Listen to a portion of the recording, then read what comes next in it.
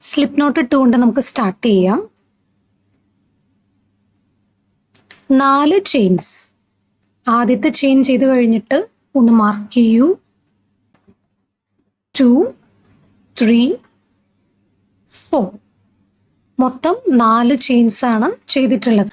ആദ്യത്തെ ചെയിൻ നിങ്ങൾ കണ്ടല്ലോ, നിങ്ങൾ മാർക്ക് ചെയ്ത ചെയിന് അതിലേക്ക് വേണം സ്ലിപ്പ് സ്റ്റിച്ച് ചെയ്യാനായിട്ട്. ഈ ഒരു ചെയിൻ്റെ ഉള്ളിലേക്കൂടെ നമ്മൾ സ്ലിപ്പ് സ്റ്റിച്ച് ചെയ്ത് തീർക്കുക. ഇതിന് നടുക്കൊരു സ്പേസ് നിങ്ങൾക്ക് കാണാൻ പറ്റും. ചെയിൻ 3 ആണ് ചെയ്യുന്നത്. ഇതായിരിക്കും നമ്മുടെ ആദ്യത്തെ ഡബിൾ ക്രോഷേ.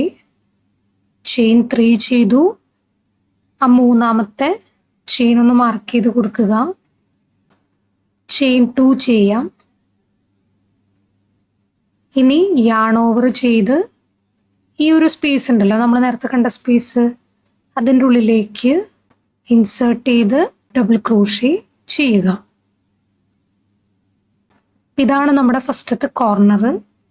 ആദ്യം ചെയിൻ 3 ഇട്ടത് ഡബിൾ ക്രോഷേ ആയിട്ടാണ്. ചെയിൻ 2 നമ്മൾ ആ ഒരു കോർണർ ക്രിയേറ്റ് ചെയ്യാൻ വേണ്ടിയിട്ട്, ദെൻ ഡബിൾ ക്രോഷേ ഈ ഒരു സ്പേസിൻ്റെ ഉള്ളിലേക്ക് കൂടെ ഇട്ട് കഴിയുമ്പോൾ നമ്മുടെ ഫസ്റ്റത്തെ കോർണർ കംപ്ലീറ്റ് ആയിട്ടുണ്ട്. ഇനി യാൺ ഓവർ ചെയ്ത് ആ ഒരു സ്പേസിൻ്റെ ഉള്ളിലേക്ക് തന്നെ 2 ഡബിൾ ക്രോഷേ കൂടി ഇട്ട് കൊടുക്കണം. ഈ ഒരു എൻഡ് ഇതുപോലെ ഒന്ന് ചേർത്ത് പിടിച്ചുകൊണ്ട് ഇട്ട് കൊടുക്കുക. രണ്ടാമത്തെ കോർണർ ക്രിയേറ്റ് ചെയ്യാനായിട്ട് ചെയിൻ 2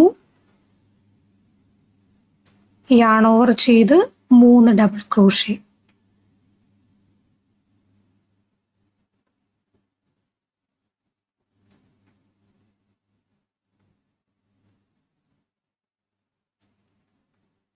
എത്ര എണ്ണമായി നമുക്കിപ്പോൾ? ആദ്യം ഒരു കോർണർ ചെയ്തു, രണ്ടാമത്തെ ചെയ്തു, മൂന്നാമത്തെ ചെയ്യുന്നത് എങ്ങനെയാ? ചെയിൻ 2 ചെയ്തു, യാൺ ഓവർ ചെയ്ത് ആ ഒരു സ്പേസിലേക്ക് തന്നെ ഇട്ട് കൊടുക്കുക.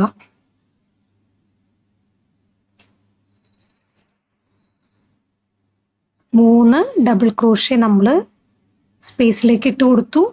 ഇനി ഒരു കോർണർ സ്പേസും കൂടിയാണ് നമുക്ക് വേണ്ടത്.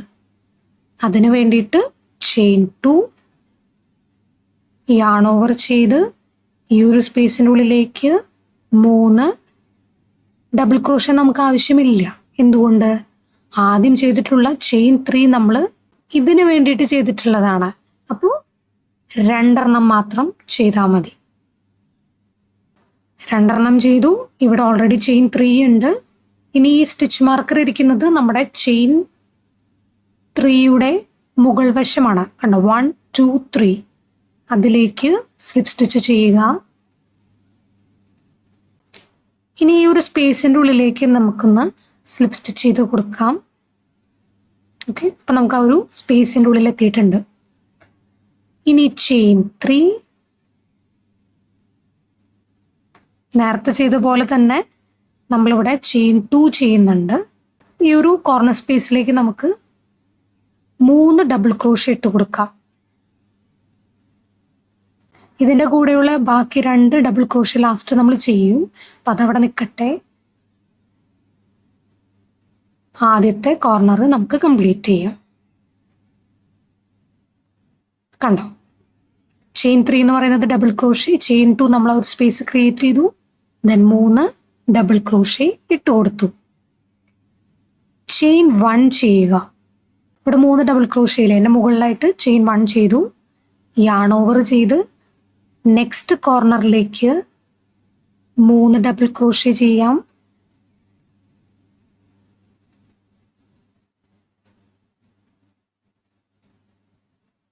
ഇനി ചെയിൻ 2 കോർണർ ക്രിയേറ്റ് ചെയ്യാണ്. Next cluster 3 double crochet add ചെയ്ത് കൊടുക്കാം. അപ്പം നമ്മുടെ ആദ്യത്തെ കോർണർ റെഡിയായി, രണ്ടാമത്തെ കോർണർ റെഡിയായി. ഇനി കണ്ടിന്യൂ ചെയ്യാം. ചെയിൻ 1 നെക്സ്റ്റ് കോർണർ സ്പേസിലേക്ക് 3 ഡബിൾ ക്രോഷേ. 1 2 3. ചെയിൻ 2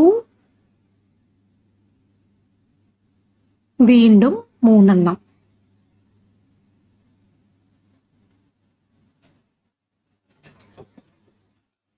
അപ്പൊ നമ്മുടെ 1, 2, 3 കോർണേഴ്സ് കംപ്ലീറ്റ് ചെയ്തു.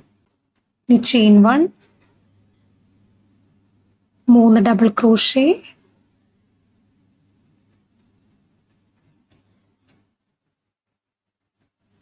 ചെയിൻ 2, വീണ്ടും 3 ഡബിൾ ക്രോഷേ,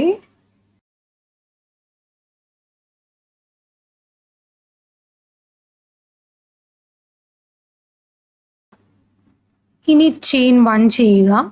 ആദ്യം ഇട്ട് കൊടുത്തിട്ടുള്ള 3 ചെയിൻസ് ഡബിൾ ക്രോഷേ ആണ്. അതുകൊണ്ട് 2 ഡബിൾ ക്രോഷേ മാത്രമേ നമുക്ക് ഇനിയൊരു സ്പേസിൻ്റെ ഉള്ളിലേക്ക് ഇട്ട് കൊടുത്താൽ മതി. ഒന്നിട്ട് കൊടുത്തു, രണ്ടാമത്തെയും കൂടി ഇട്ട് കൊടുക്കാം. കണ്ടോ? ഇനി ആദ്യം ചെയ്ത പോലെ തന്നെ 3ാമത്തെ ചെയിനിലേക്ക് സ്ലിപ്പ് സ്റ്റിച്ച് ചെയ്ത് കൊടുത്തു കഴിഞ്ഞാൽ ഈ ഒരു റൗണ്ട് കംപ്ലീറ്റ്. കണ്ടോ? ഈ ഒരു സ്പേസിലേക്ക് നമുക്ക് സ്ലിപ്പ് സ്റ്റിച്ച് ചെയ്യാം. ചെയിൻ 3, ചെയിൻ 2, യാൺ ഓവർ ചെയ്ത് 3 ഡബിൾ ക്രോഷേ ഇട്ട് കൊടുക്കാം. അങ്ങനെ ആദ്യത്തെ നമ്മുടെ കോർണർ കഴിഞ്ഞിട്ടുണ്ട്. ഇതിൻ്റെ കൂടെയുള്ള 2 ഡബിൾ ക്രോഷേ ലാസ്റ്റ് ഇട്ട് കൊടുക്കുമെന്ന് ഓർക്കുക. ഇവിടെയുള്ളൊരു ഡിഫറൻസ്, ഈ 2 ക്ലസ്റ്റേഴ്സിൻ്റെ നടുക്കായിട്ട് ഒരു ചെയിൻ 1 ഇട്ട് കൊടുത്തിട്ടുണ്ടായിരുന്നില്ലേ നമ്മൾ, അതിലേക്ക് വർക്ക് ചെയ്യണം. അപ്പം ഇവിടെയും ചെയിൻ 1 ഇടുക, ഇതിൻ്റെ ഉള്ളിലേക്ക് 3 ഡബിൾ ക്രോഷേ ഒരുമിച്ച് ഇട്ട് കൊടുക്കുക.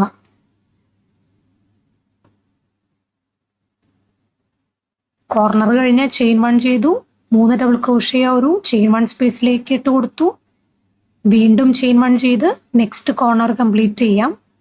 3 ഡബിൾ ക്രോഷേ,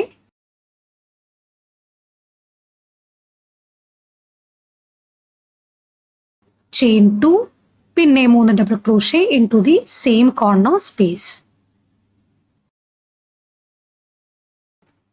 രണ്ടാമത്തെ കോർണർ കഴിഞ്ഞാൽ ഇവിടെയും ഒരു ചെയിൻ സ്പേസ് ഉള്ളത് കൊണ്ട് ചെയിൻ 1, യാൺ ഓവർ ചെയ്ത് 3 ഡബിൾ ക്രോഷേ ആ ഒരു മുന്നത്തെ റൗണ്ടിലെ ചെയിൻ 1 സ്പേസിലേക്ക് ഇട്ട് കൊടുത്തു, ചെയിൻ വീണ്ടും 1 ചെയ്ത് നെക്സ്റ്റ് കോർണറിലേക്ക് നമ്മൾ 3 ഡബിൾ ക്രോഷേ, ചെയിൻ 2, പിന്നെ 3 double crochet into the same corner space. Next കോർണറും നമ്മൾ കംപ്ലീറ്റ് ചെയ്തിട്ടുണ്ട്. അങ്ങനെ നമ്മുടെ 1, 2, 3 കോർണേഴ്സായി. 4ാമത്തെ കോർണർ കഴിഞ്ഞ് ഇവിടം വരെ എത്തിയിട്ട് നമുക്ക് നോക്കാം. കഴിഞ്ഞ് ചെയിൻ 1 ചെയ്തതേ ഇവിടെ 3 ഡബിൾ ക്രോഷേയുടെ ഇനി 2 എണ്ണം കൂടി കൊടുത്താലോ? നേരത്തെ ചെയ്ത പോലെ തന്നെ ചെയിൻ 3യുടെ അടുത്തായിട്ട് ആ ഒരു സ്പേസിൻ്റെ ഉള്ളിലേക്ക് തന്നെ 2 ഡബിൾ ക്രോഷേ കൊടുക്കുക.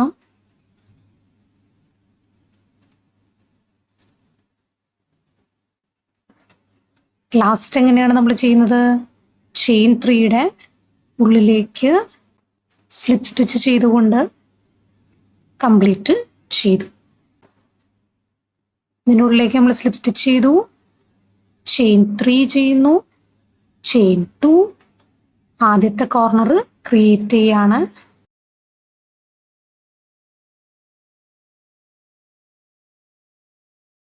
ഇനി ചെയിൻ 1 ചെയ്ത് കഴിഞ്ഞ റൗണ്ടിലെ ചെയിൻ സ്പേസിൻ്റെ ഉള്ളിലേക്ക് 3 ഡബിൾ ക്രോഷേ,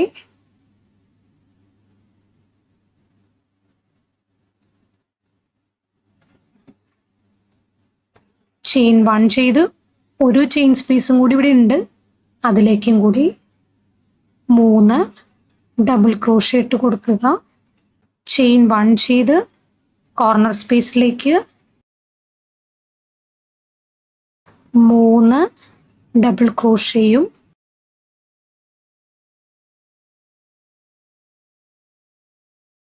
ചെയിൻ 2 ചെയ്ത് വീണ്ടും 3 ഡബിൾ ക്രോഷേ സെയിം കോർണർ സ്പേസിലേക്ക് തന്നെ ഇട്ട് കൊടുക്കാം. അങ്ങനെ നിങ്ങൾ കംപ്ലീറ്റ് ചെയ്ത് ഇവിടെ വരെ എത്തും. ഇവിടം വരെ കഴിഞ്ഞാൽ ചെയിൻ 1 ചെയ്ത് 2 ഡബിൾ ക്രോഷ്യ ഈ ഒരു ചെയിൻ 3യുടെ അതേ കോർണർ സ്പേസിലേക്ക് ഇട്ട് കൊടുക്കാം. ഇത്തിരി നകത്തിക്കോളൂ. നമ്മുടെ രണ്ടാമത്തെ ഡബിൾ ക്രോഷ്യ ഇട്ട് കൊടുത്ത് ഉള്ളിലേക്ക് സ്ലിപ്പ് സ്റ്റിച്ച് ചെയ്ത് കൊടുത്തു കഴിഞ്ഞാൽ ഈ ഒരു ഭാഗം കംപ്ലീറ്റ് ആയിട്ടുണ്ട്. വേണ്ടുന്ന വലുപ്പം കിട്ടിക്കഴിഞ്ഞാൽ യാണത്തിന് നീളത്തിൽ കട്ട് ചെയ്യുക. ദെൻ ഇങ്ങനെ വലിച്ച് പുറത്തേക്ക് എടുത്ത്, ഒന്നില്ലെങ്കിൽ ഹുക്ക് വെച്ചിട്ട് തന്നെ നിങ്ങൾക്ക് ഇത് വീവിങ് ചെയ്യാൻ പറ്റും. സ്മോളർ ഹുക്ക് സൈസ് യൂസ് ചെയ്താൽ മതി. ഇതിൻ്റെ പിൻവശത്തേക്ക് ഇട്ടിട്ട് വേണം നിങ്ങൾ വീവിങ് ചെയ്യാനായിട്ട്. ഇതുപോലത്തെ നീഡിലുണ്ടെങ്കിൽ അത് യൂസ് ചെയ്യുക.